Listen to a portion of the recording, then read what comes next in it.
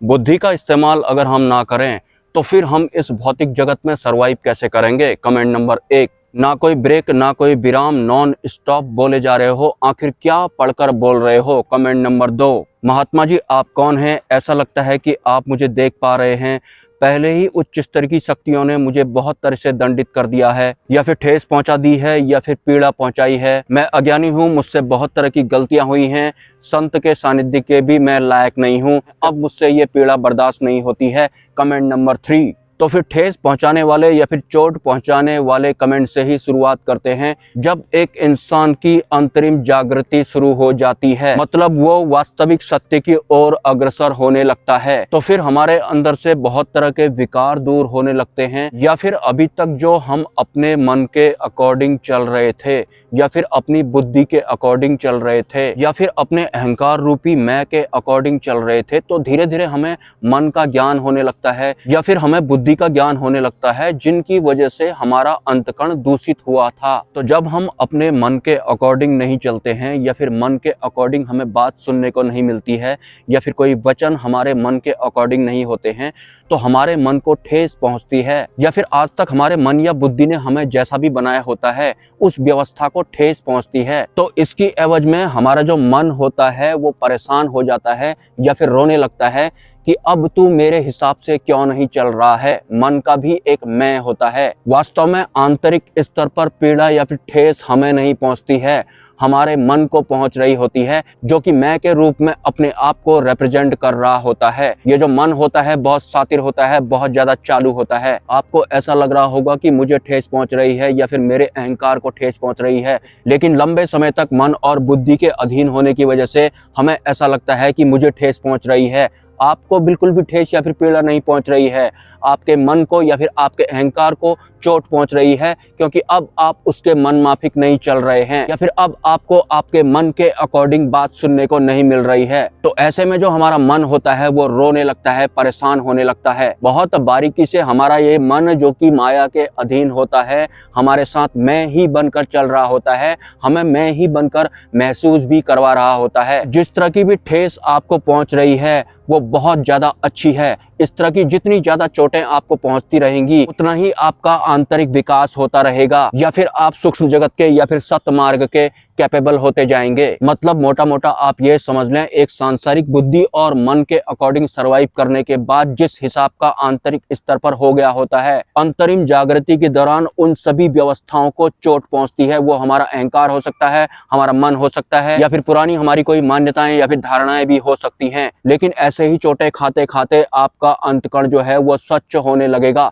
बिना इनको चोट लगे आपका अंतकण स्वच्छ नहीं होगा। अभी आपको लग रहा होगा कि मुझे चोट पहुंच रही है, मुझे पीड़ा हो रही है, लेकिन जैसे जैसे आप सतमार्ग में बने रहेंगे तो आपको पता लगेगा कि मुझे चोट नहीं लग रही थी, मुझे पीड़ा नहीं हो रही थी, वो तो मेरे मन को पीड़ा हो रही थी, या फिर मेरे अहंकार को चोट पहुंच रही थी। और यही एक वास्तविक सत्य भी होता है। अभी आप शुरुआती चरण में हैं तो आपको कई तरीके से चोटें पहुंचेंगी, मतलब आपके अहंकार को या फिर आपके मन को डैमेज किया जाएगा। इस भौतिक संसार से जो उच्च स्तर की ब्रह्मांडीय व्यवस्थाएं होती हैं उनके द्वारा, मतलब सतमार्ग वाली व्यवस्थाओं के द्वारा आप एक तरह से आंतरिक व्यवस्था के परिवर्तन से गुजरेंगे।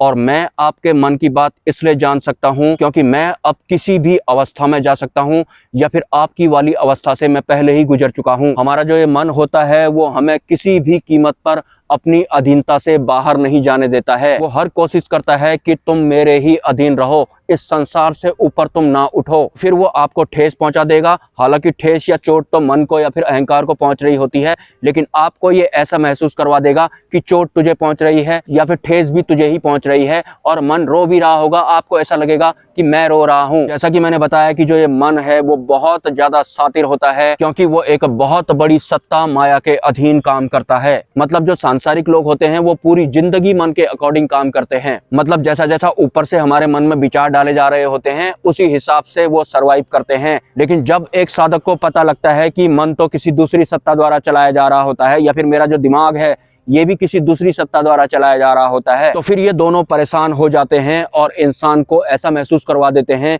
कि तुझे भीतरी तौर पर चोट पहुंची है। अब बात करते हैं कमेंट नंबर 2 की, बिना रुके बिना कोई पॉज आप नॉन स्टॉप कैसे बोल रहे हो, क्या पढ़कर आप बोल रहे हो? तो जो लोग सतमार्ग पर चलते हैं या फिर ब्रह्मांडी व्यवस्थाओं के साथ कनेक्ट हो जाते हैं तो ब्रह्मांडी व्यवस्थाएं उन्हें अखबार दिखाने लगती है और मैं वही अखबार पढ़ के नॉन स्टॉप बोल रहा होता हूं। और ब्रह्मांडी जो अखबार होता है वो इतना लुभावना होता है कि मैं सांस लेना भी भूल जाता हूं या फिर पौज भी आपको देखने को नहीं मिलता है। मोटा मोटा आप ये समझ लो, जो एक सांसारिक होता है, जो अपनी बुद्धि और मन का गुलाम होता है, वो इस भौतिक जगत के समय खराब करने वाले अखबारों को पढ़ने तक ही सीमित रह जाता है। लेकिन जिस इंसान को माया का बोध होने लगता है तो फिर वो इस संसार से भी ऊपर उठने लगता है और ब्रह्मांडी व्यवस्थाएं उसे ऊपर आसमान में अखबार दिखा रही होती हैं।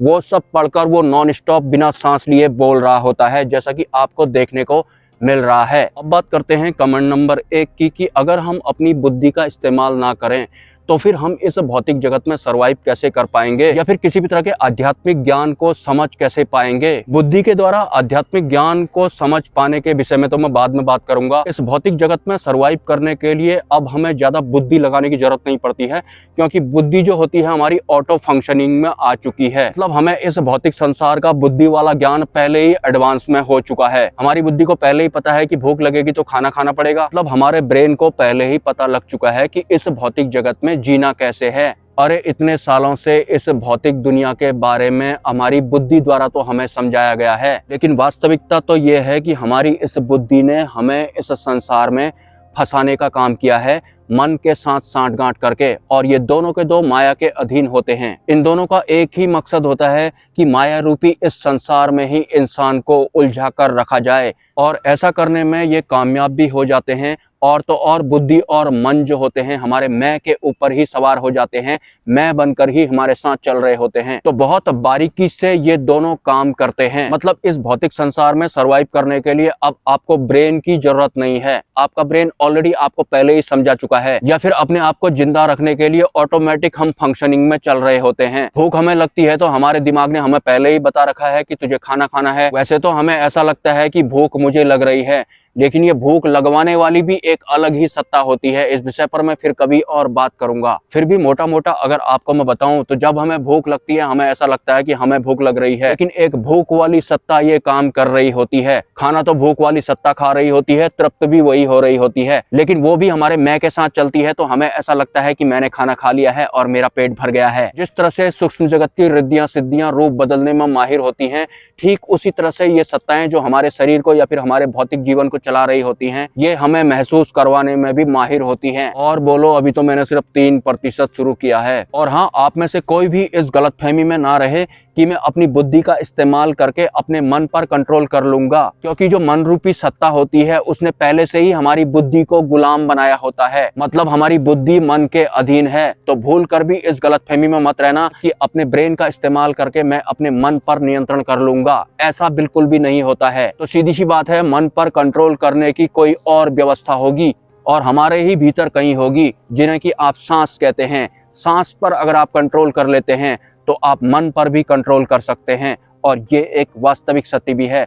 तो साधक को सबसे पहले सांस पर काम करना होता है। शुरुआती चरण में आप अपनी बुद्धि का इस्तेमाल करें, लेकिन बार बार आपको अपने आप को याद दिलाना है कि जो भी मुझे समझ में आ रहा है मेरी बुद्धि के द्वारा समझाया जा रहा है, या फिर जिन भी विचारों में मैं खोया था ये तो मन की सत्ता द्वारा मुझे भटकाया गया था। तो धीरे धीरे आप अपनी बुद्धि और अपने मन से थोड़ा थोड़ा डिटैच होने की अवस्था को प्राप्त कर लेंगे। इस विषय पर मैं आगे भी चर्चा करने वाला हूँ। एनीवेज, इस ज्ञान से अगर आपके अंतकरण में किसी तरह की चोट पहुंची या फिर सुधार हुआ या फिर आपको ठेस पहुंची है तो स्वेच्छा से आप मेरे मोबाइल नंबर पर या फिर इस QR कोड पर सपोर्ट कर सकते हैं। मिलते हैं नेक्स्ट वीडियो में। नमस्कार।